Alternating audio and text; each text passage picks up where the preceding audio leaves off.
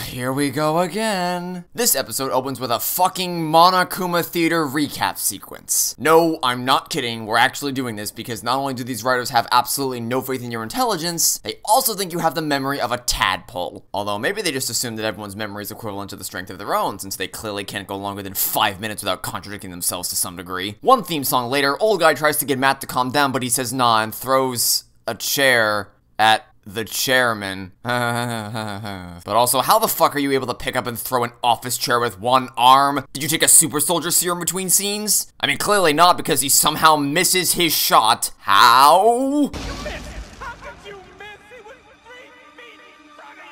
And so the chair just so happens to hit an exposed pipe, which then causes steam to fill the room, all because you couldn't hit a target 3 feet in front of you, you burnt pie crust. Disgruntled at his piss poor aiming skills, he then shakes off his coat and becomes Neo from the Matrix and does a super sick radical stunt, where he twirls behind the old guy and kicks him to the ground. Wow, that was so cool. You spun around behind an old man who can't even see through the steam and kicked him without him even being able to defend himself. Awesome. What a skilled fighter you are. Please clap. He then picks the chair back up and waits around approximately 6 years before deciding to take another swing at Kyoko, which then gives John Lasseter enough time to throw himself at Matt to protect her, and so he gets bunched away and crash lands on top of Kyoko. Great job, you fucking tool. But before this super intense action scene can conclude, we cut away to Pumbaa, who is still being chased by Nala, who proceeds to get blown up by a random explosive device? What? When did you have the time to plant that onto the wall while you were on the run? Even if you can just stick it on the wall with one press as you sprint past it, even though you were on the opposite side of the wall and Boyfriend's hands were kinda full, so I don't even know how that would have worked in the first place. How were you able to outrun Nala at such a pace where you would have been able to even keep a minimum safe distance between the two of you and the explosive device you planted? Especially when she was this close to you last episode and is currently dashing around at the speed of sound? Furthermore, why do you even have an explosive device on hand ready to go? Why do you have a remote ready to trigger it? How did the Future Foundation let you into the building with this stuff? And again, why did you have this? Did you expect that you were gonna need to blow someone up today? Well, whatever, they blow up Nala and so she fucking dies. Oh wait, no she doesn't. She's perfectly fine for some reason. I guess those pills also made her immune to bombs blowing up right fucking next to her. Also, this is Veruca's reaction to the initial explosion. We got her! Fucking bitch! So then they panic when they see that Nala survived and Veruca sets off another bomb despite the fact that the first one clearly did fuck all, but whatever. Surely when something demonstrably fails the first time, it's bound to work the second time. Especially when you do the exact same thing with absolutely no changes whatsoever. So then McQueen declares that they need to find cover from the explosion and then she climbs the mountain of rubble in her wheelchair? What? Let me say that again in case you thought you misheard me. McQueen is able to drive up a giant mountain of rubble with nothing but her wheelchair. Why does your wheelchair have the traction of an all-terrain vehicle? Wow,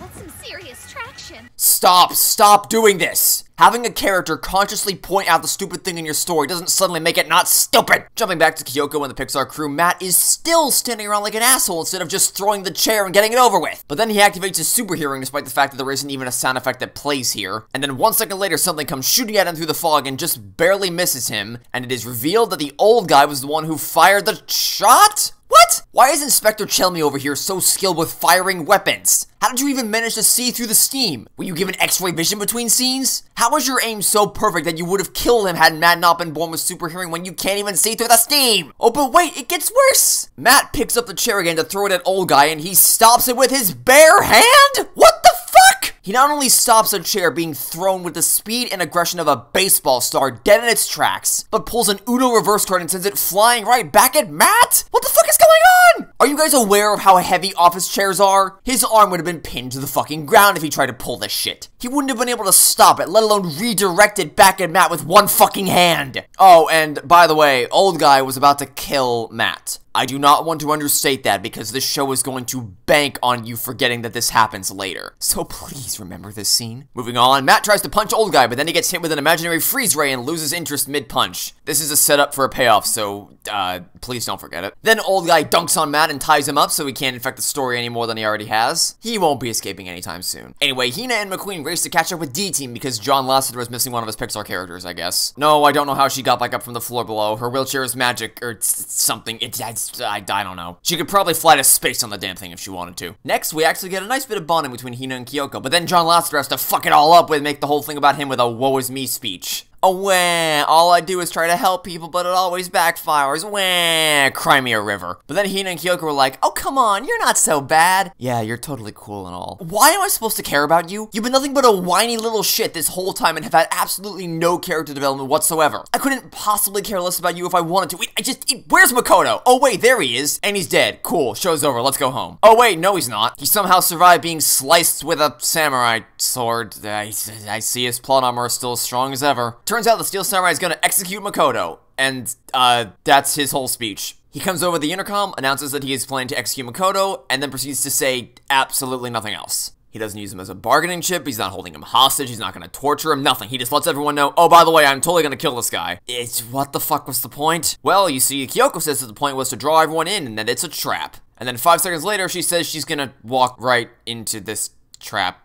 Cool. But you've done a lot of work for the Steel Samurai there, buddy. It honestly sounds like he's just bragging about a sick kill he's about to pull off, and then Kyoko just pastes his motives and intentions onto what he's saying, in a desperate attempt to make him out to be a better villain than he actually is. No demands or anything, he's just gonna kill him. Cool. But remember, Makoto still has that plot armor equipped, so I'm sure he'll be fine. He wakes up and comes face to face with the Steel Samurai, who is about to deliver another monologue. Because the last one went so well, so I'm sure this one will be even better. Let's go. Let's hear what he has to say. Surely we can make it at least 3 sentences in before you stop making sense. He begins by saying that anybody willing to attempt a rescue from Makoto is not to be trusted and— Stop! Hina and Kyoko are his friends, you overcooked pancake fuck. Of course they're willing to attempt a rescue for their friend. And also, what happens if every single person in the Future Foundation is willing to attempt a rescue because they don't believe your bullshit and realize he's innocent? Or how about they just don't believe in executing him even if they do believe he's guilty? Are all of your friends not to be trusted anymore? Fucking idiot. He thinks Makoto's guilty. Of course he would say that. And that's exactly the problem. All of the drama in this stupid show is predicated on the shoddiest of foundations. It all runs on the idea that these characters would believe for even half a second that Makoto did something morally reprehensible. Even if they don't like the fact that Makoto hid the remnants of despair from him, what he did is only beneficial to your cause. You have more people that are now on the side of hope because of the actions he undertook in the second game. What he did is 100% in line with your principles of getting despair off the street and spreading hope throughout the world, but none of you idiots realize that, and it is only as a result of that premise that the drama and conflict of this jumbled excuse of a plot is allowed to happen in the first place. We're completely disconnected from the show because the writers need to have a protagonist who's morally corrupted for the story to work, but they didn't put in any of the legwork to get to this point because what he did is unambiguously a good thing, and as a result, we're just left staring at a screen in disbelief. And to further illustrate my point, let's look at a different TV show that has a main character who does good in the world by crossing a lot of lines. Let's just throw a dart at a board and see what show we get.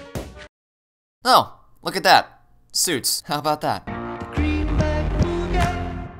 So for those who don't know what Suits is, it's the show that all these reaction clips come from, but more importantly, it's a show that focuses on the story of Harvey Specter and Mike Ross, the former of which recruits the latter to become the newest associate at his law firm. There's just one small problem. Mike has never been to law school. In fact, he's never even graduated college. But Harvey hires him anyway because he demonstrates his raw intelligence, immeasurable knowledge of the law, even having previously passed the bar exam just to see if he could do it, his ability to instantly retain every piece of information presented to him resulting in a perfect memory, and his genuine desire to become the best damn lawyer he's ever seen in one of the most legendary interviews of all time. This, obviously, is illegal. Practicing a law without a license and knowingly hiring someone who practices the law without a license are both big no-nos. But the reason why you aren't screaming at your screen about how horrible these people are is because they're using their skills to help people. Mike's first case on the job is a sexual harassment suit where a woman was given an ultimatum by her boss to either sleep with him or be instantly fired. And so Harvey and Mike work together to bring her justice. And the hits just keep on coming from there on out. Mike spends his days fighting for clients who deserve justice and does a damn good job of it in the process, even when Harvey is directly opposed to his decisions, being more of a corporate lawyer by nature. His unflinching commitment to doing what is right permeates every season of the show, and even when it puts him at odds with Harvey's wishes, as well as the rest of the firm. So even though both characters aren't exactly squeaky clean in the eyes of the law, their heart is always in the right place, and their loyalty and dynamic is what kept people watching for years. Looking at you, Season 8.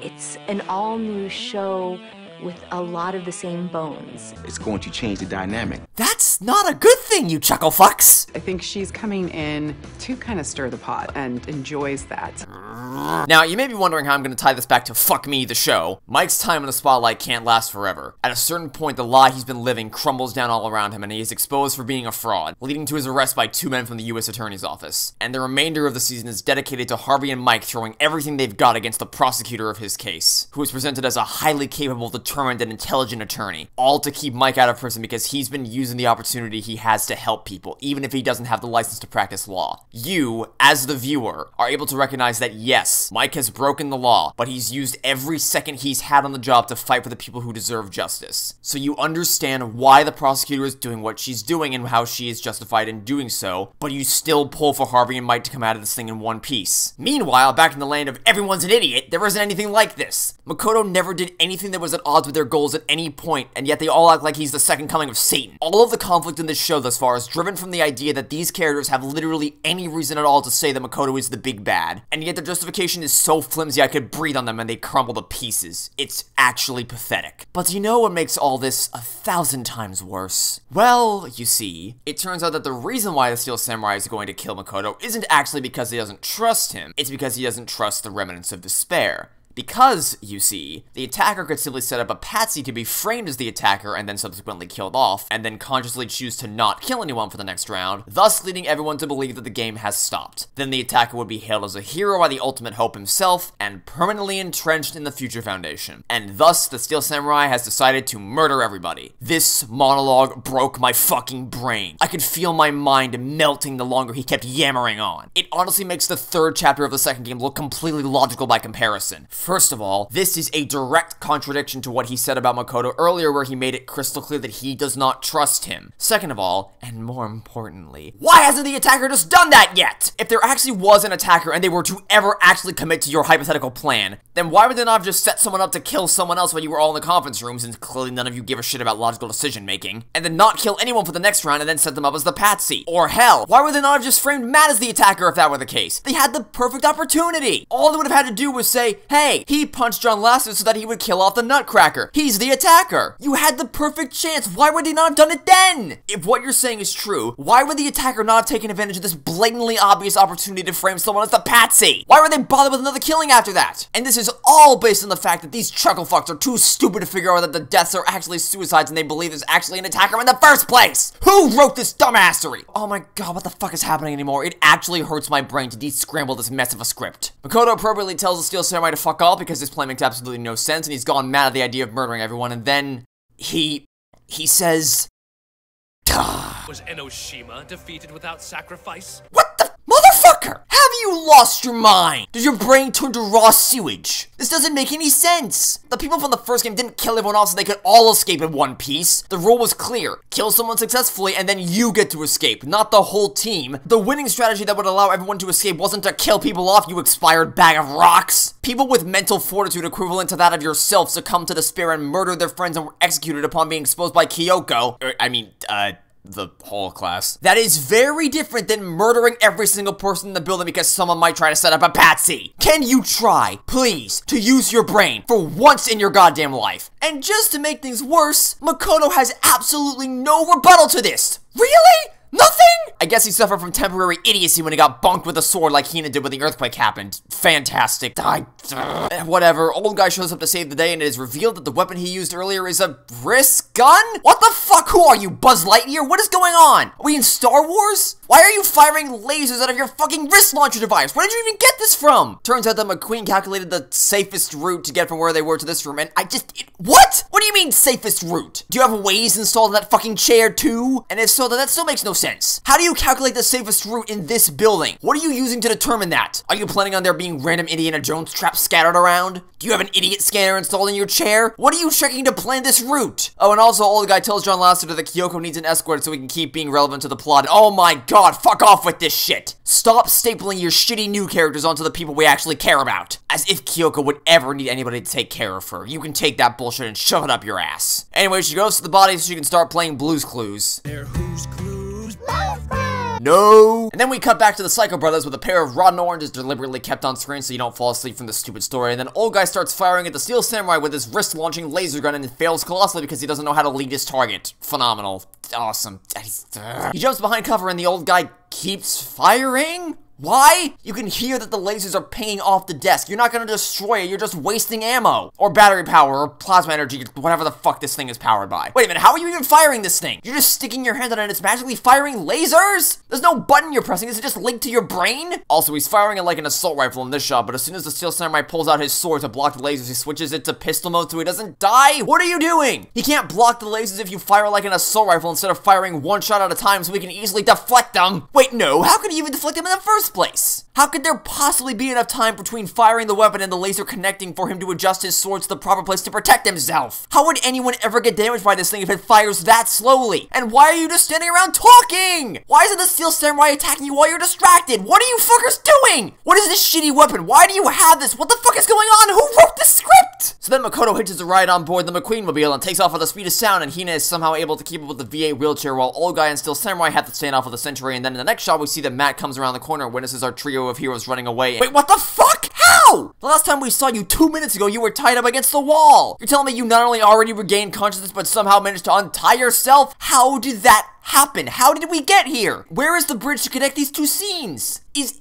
anybody in the writer's room working on continuity in this script? Also, I guess your safe route calculations fucking failed since they led you directly to Matt. Though, to be fair, if I were her, I also wouldn't have expected him to magically break free of his restraints with absolutely no connecting scene to establish that he did that. Oh, who wrote this? Anyway, Matt gives chase to our heroes, and then we get this horrible shot where the frame rate drops to about 2 frames per second, and we get a first-person shot where we choppily pan over to the left where we see the Steel Samurai and Old Guy fighting on a bridge? What? 10 seconds ago, you were both in the monitoring room, and now you're here on a bridge? What? How did? Were you all left in the same damn room? How did you end up so far away from each other and on 2 different floors? Why would your chase have strayed away that far from the fucking room, and why did you just choose to randomly stop here? And wait a minute, why was the Steel Samurai the one who was running away? Old Guy has a ranged weapon. You have a melee weapon. You don't win this battle. It's not the fucking Halo 2 energy sword that'll send you flying halfway across the damn map. It's a samurai sword. All Old Guy would have had to do was just turn on the automatic fire mode that we clearly see him use in this scene, and then you can't possibly escape. How did you get past him without him shooting at you or punching your lights out? Why didn't he try shooting at you while you were running away? None of this is making any sense. Who wrote the script? Oh, what the fuck ever. Matt stops dead in his tracks because he's worried about the Steel Samurai and wants to help, but he says nah, and so he fucks off after Makoto. Cool. Then the battle begins again and he keeps firing one shot at a time. What are you doing? Just use the automatic firing mode, you dopey tit. We then smash cut to Veruca praying for her life in some random ass room while boyfriend rolls barrels up against the door, and he does all the hard work because she's a bitch, and then he tells her to run away, but she says nah, and then Nala rams against the door and knocks over a single one of the barrels as well as Veruca. But since one of the barrels is rolling towards her, she finally fucking dies. Oh wait, no she doesn't. She rolls out of the way just in time. God damn it.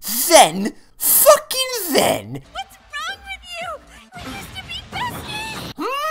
Remember 10 minutes ago when you tried to blow her the fuck up and you were thrilled when you thought it worked? And now you're like, oh my god, why was she trying to kill us? Bitch, you've been nothing but a little shit to her this entire time. And then she overdosed on stupid pills and became a lion, and now you're confused as to why she's after you? What is wrong with you? It doesn't matter if you used to be besties. Please try to remember how you acted around her 10 minutes ago. What are you doing? Who wrote this script? What is happening anymore? Then boyfriend holds back the force of the savage lion all by himself until she yells loud enough to make Veruca drop to her knees, and then he backs away for the door! What the fuck? Why did you do that? She just dropped to her knees. She didn't get hit by anything. You just straight up stopped blocking the doorway because your bitchy girlfriend fell down? What is wrong with you? If she had been shot or injured in some way, then I would completely understand wanting to see if she was okay, but she literally just dropped to her knees! You were the only thing stopping Nala from getting into the room. If you abandon your position, then she's just gonna... Exactly! You just doomed yourself to death, you bag of gravel! What is wrong with you? And why did you bother stopping in this room anyway if you were just gonna keep running? Why not just block the door and then keep going? And why did you place the barrel against the door on the side that it's designed to roll on? It's literally made to roll on this side! What are you doing? We then cut back to Dumb and Dumber, who are still fighting each other, and how is the Steel Samurai not fucking dead yet? You have a gun! How have you not managed to connect a single shot yet? He has a sword! You have a gun! How are you blocking every shot with your fucking magic sword? Then Old Guy gets close enough to grab the blade of his sword with his bare hand? What? Why did you grab the blade of his samurai sword with your hand? It's a sword, you bumblefuck! Steel Samurai then gets fucking yeeted across the room, and then Old Guy charges at him? Why? You have a gun, you soggy waffle! Why would you charge the man with a sword when you have a ranged weapon? Who dug up this decrepit fossil of a script and turned it into a show? What is even happening anymore? None of this makes any sense! Then Steel Samurai slices his hand in half with his sword. Yeah, maybe you shouldn't have charged the man with a sword when you have a long-range weapon, you cock salad. And so much for your hand being all-powerful and immune to damage from anything. Fuck off. dumbass show. Then they fall off the bridge, and do they die? I don't know, and I don't care because we're cutting back to good characters now, and I don't want to encourage less screen time for them. So then McQueen somehow realizes that they're being followed and decides to go face the danger head on using her magic wheelchair of awesomeness, and then she... My body is ready! My body is ready. So then she fucks off to the hallway to find Matt, and she does so immediately, and then summons a fucking missile launcher out of her wheelchair? What? I can't, what in the hell is the fuck's my watching? Missile launcher wheelchair? Who wrote this gelatinous excrement of a script? McQueen fires a missile launcher on Matt, and so he fucking dies, since surely nobody would be wearing so much plot armor that 6 missiles wouldn't be enough to kill them. We then cut back to the dynamic duo of dumbasses, and how the fuck are you alive when you've been stabbed through the chest? Even if that somehow didn't kill you, surely you'd have lost enough blood to do the job by this point. Even if none of that is enough to kill you, how are you talking normally when that thing definitely punctured one of your lungs? What is happening in the script? Next, we come back to Matt and McQueen, and what? You fucking survived that shit? Literally, how did you survive 6 missiles being launched directly at your stupid head? Do any of the writers have any idea about the things that human beings can actually die by? How are you still breathing? He then kicks McQueen in the face because he has absolutely no concern for anyone. How did you not see this coming and move away from him so he wouldn't kick you? Oh, whatever. He kicks the shit out of McQueen, and so she fucking dies. Except no, she doesn't, because it turns out she was actually a robot being controlled by Monica fucking Toa? What the fuck? Why did you bother with all these stupid left turns if you were a robot that literally could not have been poisoned? Nobody knew what your secret achievement was, so you wouldn't have been acting suspicious. What are you doing, you breakneck-paced spaghetti narrative dumbass TV show? Whatever, that's the end of the episode, and holy fuck, that was the most concentrated burst of bullshit I think I've ever seen in a short period of time. That was non-stop insanity. Please, for the love of God, take me back to Athena and the magical school bus. Surely things can't get more insane over there. A fair amount of time has passed since we last saw our heroes, and it is now time for midterm exams. Or practical exams as this show calls them, but that's a stupid name, so we're calling them midterms. Apparently, these are targeted exams that will individually test the specific talents of each student. So Teru would have his cooking judge, Mahiro would submit photos, Among Us would, well, you know, and so on and so forth. Only now I'm confused because how exactly is someone like Sonya supposed to be tested on her talent? She's the ultimate princess. How does one test how good of a princess you are? How does one test how good of a Yakuza leader you are? Does Chiaki have to compete in an esports tournament? And how in the name of Monokuma is Nagito supposed to be tested? Does he roll a bunch of dice or some bullshit? Challenge the proctor to a game of Yahtzee? Maybe a bit of Candyland? Or are they gonna bring out that knockoff Monopoly game from earlier? We then get a series of awkward shots of different characters feeling the big sad, and then one theme song later, Nagito goes to Athena's office to request that the exams be cancelled because he wants the school to see the students at their most skilled, and therefore waiting until they're more proficient in their respective fields would be most beneficial. A couple things with that. 1. Why are you asking Athena to cancel the exams? What power does she have over that? Her job is to show up and teach her students, and she can't even do that properly, so what good do you think asking her to cancel the exams is gonna do? Why not talk to the administrators, or the principal, or someone who might actually be able to enact some change? 2. What the fuck are you even talking about? These aren't the last exams you're ever gonna take at the academy, they're just supposed to be a progress check. Something to test the things you've already learned. When you take your freshman year midterms in college as a computer science major, you aren't gonna be tested on machine learning or data mining or how to create an operating system or the 7 layers of an OSI model. You're gonna be tested on basic things, you know, the fundamentals of programming. A progress check just to make sure you're retaining what you're learning. They're not gonna be expected to be literal gods, they're just expected to display a moderate level of proficiency in their given field so that they know they're not just fucking around and playing video games all class. Oh wait. 3. Did you fuckers play the games? Because Nagito would never, ever do this. Do you guys remember the second game, where he was constantly testing the other students to see if they were even worthy of being called ultimates in the first place? Deliberately withholding vital information about a case to see if the others were smart enough to figure things out for themselves? No? Did you guys forget that? This is such a blatant contradiction of the shithead character that was established in that game that I'm honestly astounded they actually let this into the script. Anyway, Athena says nah because they don't want to upset the press, and then we get this really awkward shot of Nagito's mouth. We then see Chiaki playing games all by herself because Hajime didn't show up to play with her, and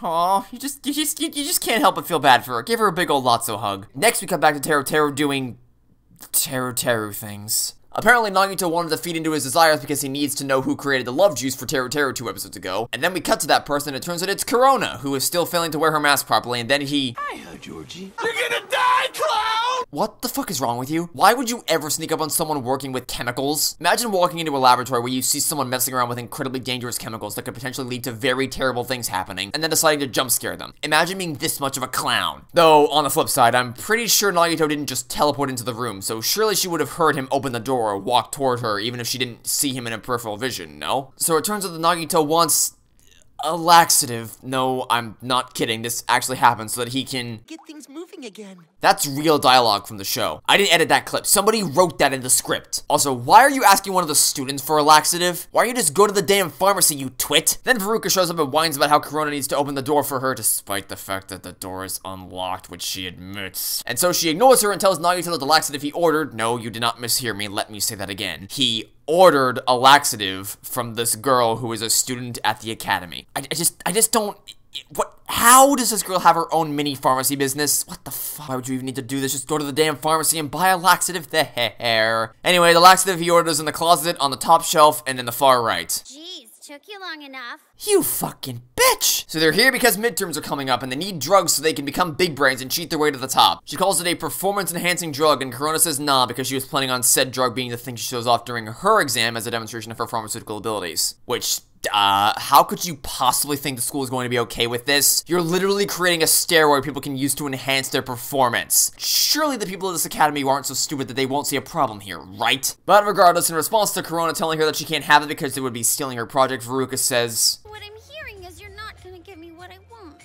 oh my god, you are the worst. Actually the worst. How has nobody chucked you into the ocean yet? She spends this whole scene dangling the fact that they're just the bestest of childhood friends over her head and emotionally manipulating her into agreeing to give away her final school project because she is a heartless bitch. And while all this is going on, Nagito is aimlessly wandering around the closet, struggling to comprehend incredibly complicated directions such as top shelf and far right. He picks up 2 bottles, neither of which is labeled as a laxative, but are also the only 2 bottles on the shelf with any special liquid coloring or labels because Corona's great at organizing her stuff. And then, instead of doing the sensible thing and asking her, hey, which one of these is actually a laxative, he decides to— might as well leave it to chance.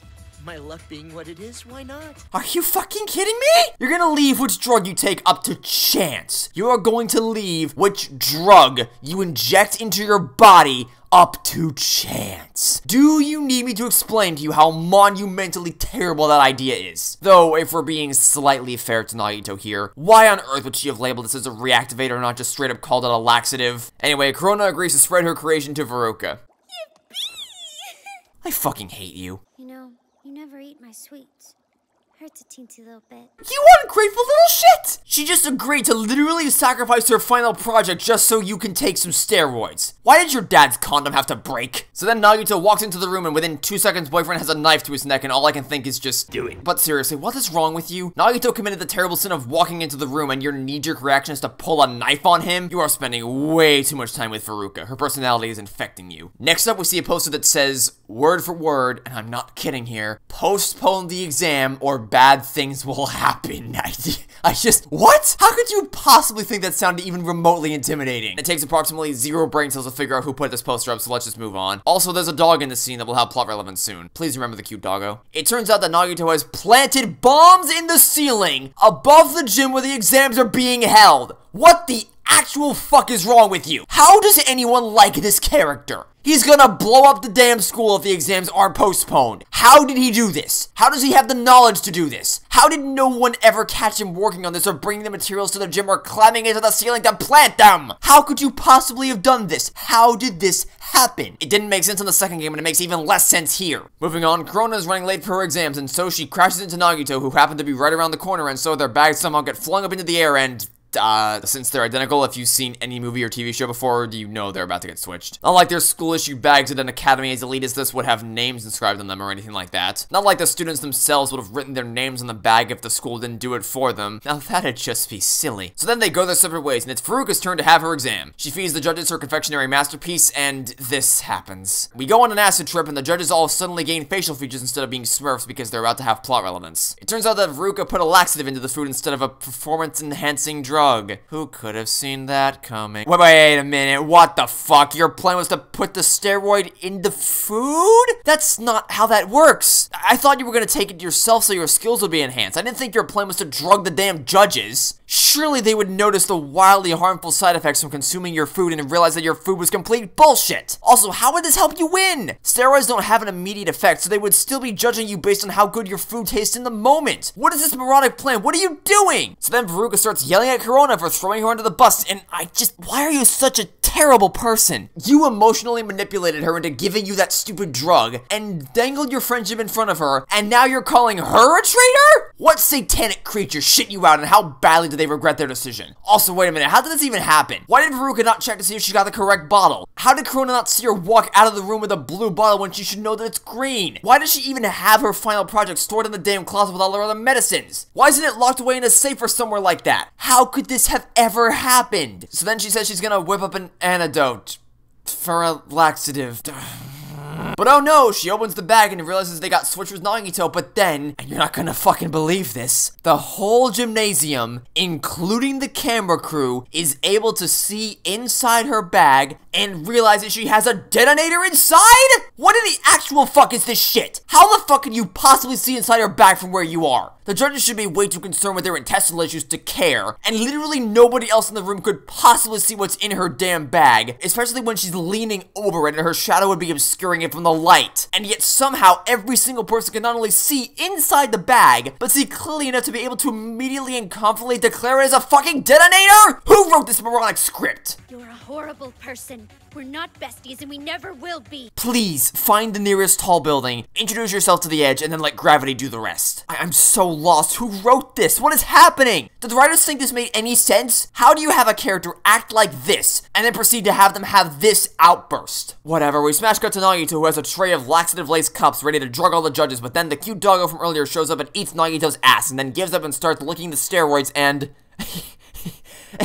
And fucking then, the dog grows to become the size of a fucking giant.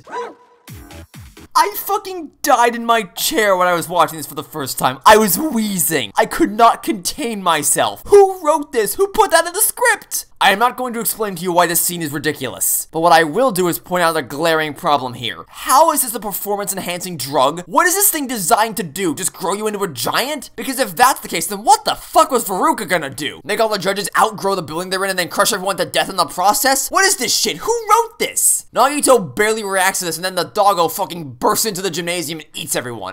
I'm fucking dead, man. Look at this shit. Look at this. Oh, but wait, it gets worse. As a result of seeing giant doggo burst through the walls of the gym, both Veruca and Corona instinctively place their hand on Nagito's bag and hit the detonation switch. No, I'm not kidding. I'm not lying to you. This actually happens in the show. And as a result of doing so, the entire fucking building explodes. I am not yanking your chain here. Someone actually wrote this. And Nagito is just staring at the wreckage completely emotionless. People like this character. He's proud of this. His bombs just blew up the school and killed everyone inside. Oh wait, no it didn't? The dog survived? And it magically shrunk back to normal size? What? Nagito really shouldn't have survived that either, considering how close he was to the gym and how big this fucking explosion was. Look at this. Look at this wreckage. There is absolutely no way anybody could have possibly survived this. But not only do Doggo and Nagito survive, we know that Corona, Veruca, and Boyfriend survive because they appear in the future arc. How in the world did you survive this massive explosion? What is happening in the script? Oh yes, and one minor note here. How is Nagito not immediately arrested? This can't possibly stay a secret. There are security cameras in this building. They would have recorded everything you did. They would find your DNA on the remnants of the bomb. It was in your bag, for fuck's sake. And let's not forget about the 3 students who somehow survived this that would testify against you and say that they didn't plant the bombs. Also, Nagito is clearly proud of what he's done here. He'd probably straight up admit to it in court. There is absolutely no way you could ever possibly get away with this. But no! He's not arrested and is instead gloating to Athena about what he did, and so she slaps him across the face and says, I'm your teacher and darn proud of it. You're proud of this demon? He blew up the fucking school! How are you proud of him? Next, we find out that the 3 students were expelled, and I have no fucking clue how that happened. Is it because Corona made the laxative despite the fact that it was used without her knowledge? Because if that's the case, then holy hell does that make absolutely no sense. Veruca, I understand. She fed the judges laxatives. That's an understandable expulsion, but the one that I just absolutely do not get at all is Boyfriend. What did he do wrong in this situation? Walk onto the stage? Oh no, what a horrible crime. Seriously, what did he do that was worthy of expulsion? I would like to remind you that Hiyoko drugged her classmates with an aphrodisiac, and Teru tried to rape Hiyoko, and neither of them faced any kind of repercussions for those actions whatsoever. But Corona gets expelled because someone used her project for evil, and Boyfriend gets expelled for walking up onto the stage. I am not kidding, that's all he did in this scene, and it somehow gets him booted out of the academy. Like, obviously he shouldn't have waltzed onto the stage during Veruca's presentation like an asshole, but that doesn't mean you kick him out of the school. The fuck? Also, the newspaper says that there were no casualties from the explosion. No casualties from a bomb chain reaction that destroyed the entire fucking gymnasium. How did that happen? How could not a single person have been killed by this massive explosion? Are you yanking my fucking chain? But before you get the chance to think about any of that, Kyoko's dad labels Nagito as an innocent bystander. What? How? How could you possibly think that? There should be a mountain of evidence against this man. How in the world have you arrived at this conclusion? I don't care that Athena is trying to lie for him. Ray says that they have eyewitness accounts, which is just one small bit of evidence against the stack that you should already have right now. But wait, it gets worse. Kyoko's dad, the father of the most intelligent person this series has ever created, says this. Even if your student was the plot's chief architect, he didn't administer the laxatives. Or for that matter, trigger the bomb. Period. What? It doesn't matter if he didn't trigger the explosion. He planted the damn bombs. You'll see him on the security cameras. You'll find his DNA on the bomb fragments and on the threatening poster, and you have eyewitness accounts. And if you are going to try to argue with me that these idiots are actually correct and that the only person who actually pushed the button to detonate the school should be expelled, then I am going to cackle in your face and simply present you an example that'll make this defense crumble to pieces in 2 seconds. Allow me to present the final case of Phoenix Wright Ace Attorney Justice for All. Farewell my turnabout. Matt on guard didn't kill Juan Kurita, but he hired the assassin to do the job for him. Under this logic, he's completely innocent. Fuck off with that. But do you know how he justifies this? Listen closely and try to resist the urge to die. If he brought about a measurable result without direct intervention, that's a talent we don't dare let go. What? If someone came into your school and started stabbing people to death, would you then go, yes, much talent, many wow, must recruit? What if the laws of physics applied in this universe and people actually died in that gym? Would you be praising his murderous talent then? Good Christ almighty, what is wrong with you chuckle fucks? You are just about as good at doing your job as Veruca's parents were at keeping her out of this world. But then, fucking then, Kyoko's dad pulls an Uno reverse card and says he has to be suspended anyway. Suspended?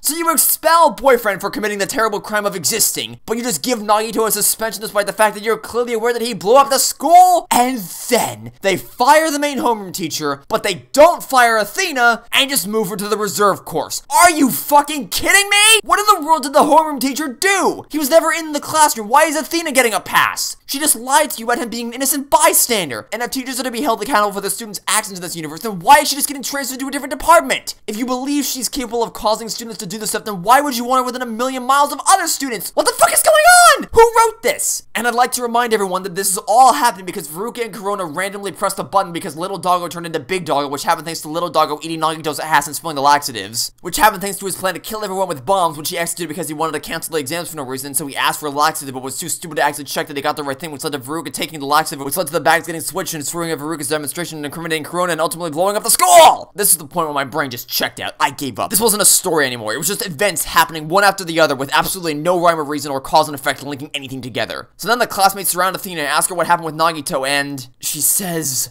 this. He was thinking of you. His only thought was helping his classmates. What do you mean? He blew up the whole fucking gym! Would these people have not been in that gym? You know, the one he blew up? How is trying to kill your classmates helping them? What are you smoking, you stale cheese cracker? So then they all have a cry about Athena switching to the reserve course department despite the fact that she's left nothing but a trail of destruction in her path thus far, and thus the episode finally ends. What is even happening in the script anymore? Is anybody in the studio actually trying to keep the writers in line? Does anybody care about the story? But honestly, I kind of see this as an absolute win. Nagito is suspended, even though he should be expelled and arrested, and Athena won't be interacting with our main cast anymore. So hopefully next episode we won't see either of them, we can just focus on characters that we actually like, and I won't have the urge to yeet myself off a roof. Hopefully. Thanks for watching everyone, and hope to catch you all in a few days for my coverage of episode 5. Goodbye.